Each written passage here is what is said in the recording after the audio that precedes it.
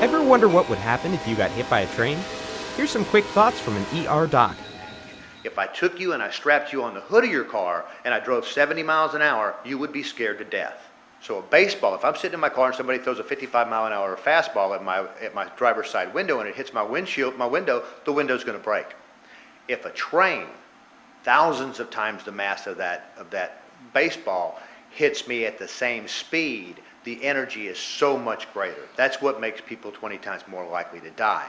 The speed is the same, but the mass is what makes the energy so much worse. In motor vehicle collisions, whether it's involved with another car, whether it's involved with a train or a solid object, what happens is we have three phases of deceleration. If you're traveling 70 miles an hour and you slam into a train, the first thing that stops is that car. But the laws of physics, Newton's first law of physics says a body in motion or at rest tends to stay in motion or at rest until acted on by an outside force. And what that means is when that car comes to a stop, you're still traveling 70 miles an hour. Seatbelts and airbags are designed to make you stop at the same time that car stops. That helps you ride down the safety features of the car. Now, the third phase of deceleration is the reason we can't save all the people that we like to save in automobile crashes, and that's because your internal organs are still traveling 70 miles an hour. It only takes a split second to lose control of the vehicle. Tragically, at my level 1 trauma center, we had that happen not too long ago. Some young kids were driving down I-49 and just briefly were distracted and their front tires pulled off of the road. When they did, they overcorrected, turned, and we had several deaths. Strictly because of the energy that's involved when a high-speed train hits a car, the energy is so severe that a lot of times, as I mentioned, everything in that vehicle moves towards the principal direction of force. That force is so severe, a lot of times people are thrown clear of the vehicle. People are thrown through, you may be the driver of a car and thrown through the backside window. You may be the passenger of a car and thrown through the sunroof. You are thrown out of that vehicle. You know, the hardest thing that I do, the hardest part of my job is to go out to that family room and tell a family that the healthy young child that left the house that day is never coming home. And that happens all too frequently at a level 1 trauma center. Nobody ever thinks it's going to happen to them. Nobody leaves the house that day. Nobody comes into my trauma center and says, gee, I thought today's the day I was going to die. Everybody thinks it's going to happen to somebody else. But the truth of the matter is, the statistics show it does happen. There are a lot of things that you can do to prevent that. Stay tuned to see how you can avoid being a statistic. Look to live.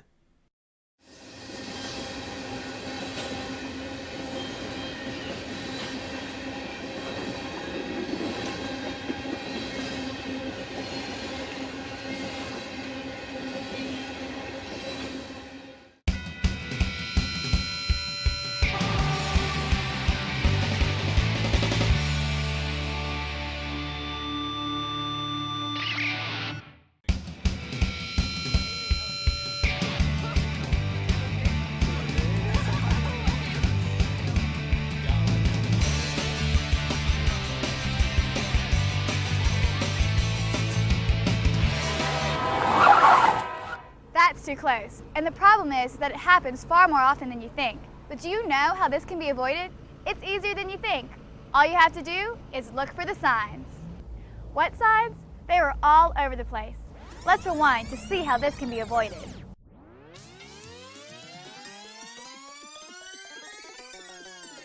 When you see an advance warning sign, pay attention because you are approaching a railroad crossing.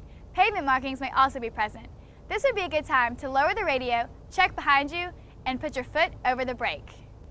See that sign? It's called a crossbuck, and it tells you to yield to trains. You might also see a yield sign at the crossing.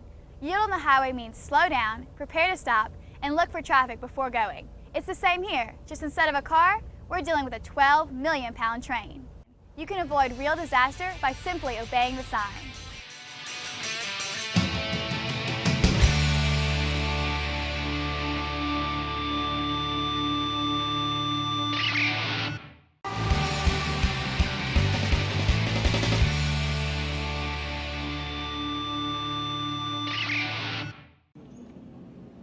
Here's a good question. Where exactly are you supposed to stop at a railroad crossing? Stop at the white line on the pavement if a train is approaching. If no line is present, then stop no closer than the average car length, which is 15 feet from the nearest rail, or no further than 50 feet away for good sight distance. Now, let's consider how far it takes a train to stop. Here's John, our football player. He's pretty fast. Right, John? Okay, get running, John. As you can see, John is running the length of an entire football field. Now, if he ran across 18 of them, John would be running 1 full mile. Why is that important? Well, besides us having fun trying to wear John out, this 1 mile number also relates to our train. At just 55 miles per hour, it takes the average train at least 1 mile to stop. That's 18 football fields to slow this train down from 55 miles per hour to 0. By the way, it takes John a lot less to stop.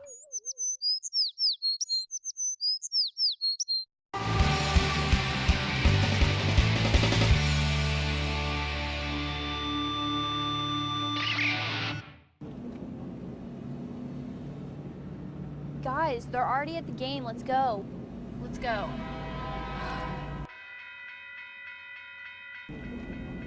Look, now the train's gonna make us late. Relax, he's too slow. I'll beat the train to the crossing easy.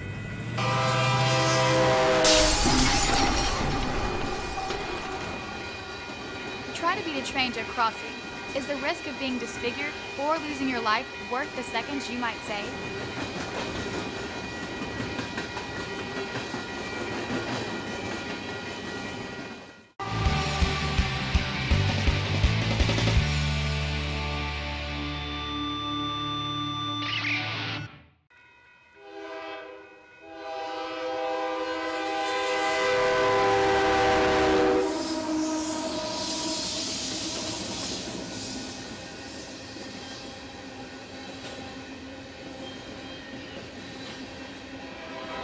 Come on, just go already. Just go. The passing of one train at a crossing can often hide a second train on another track.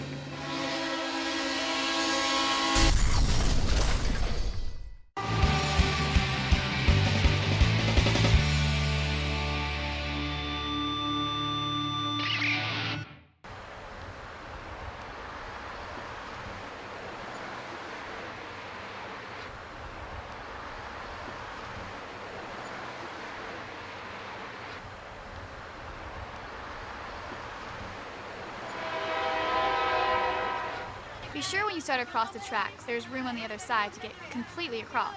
Remember, you need a minimum of a car length, which is 15 feet from the track. So if you don't fit, don't commit.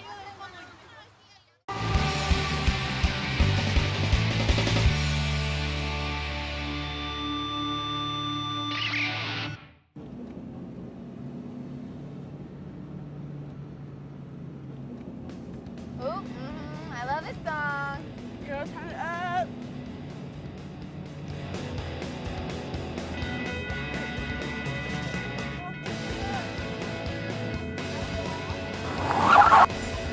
You can always rock out, but remember not to zone out. You have to look and listen for the train.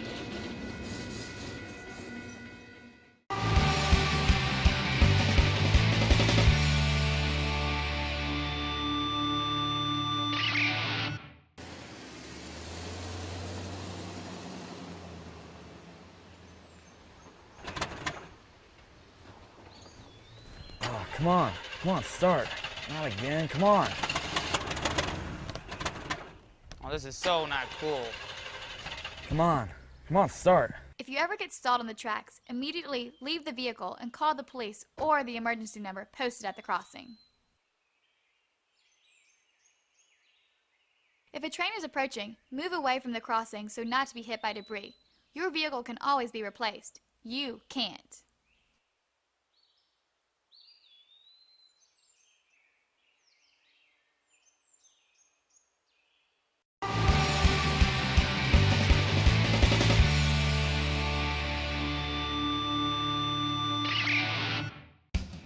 Okay, let me remind you what can happen if you don't exercise a little caution at a crossing and obey the signs and signals.